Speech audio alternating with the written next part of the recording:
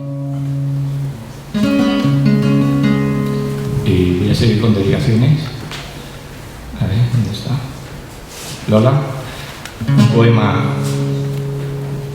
de Lola Mascarell, que le puse música, se llama Olivo.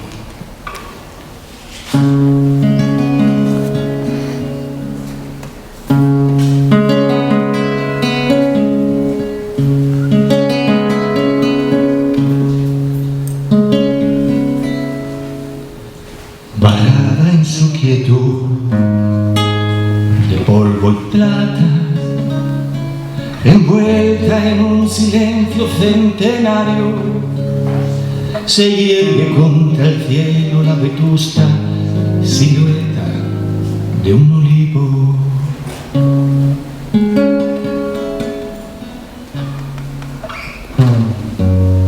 En su sombra feliz se oye difuso el rumor de la savia.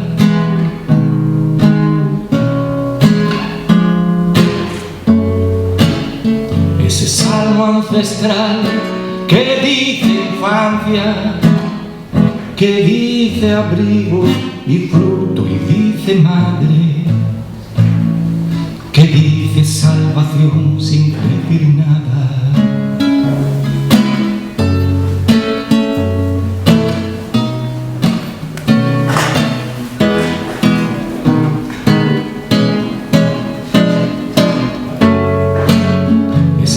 Ancestral que dice infancia, que dice abrigo y fruto y dice madre, que dice salvación sin decir nada.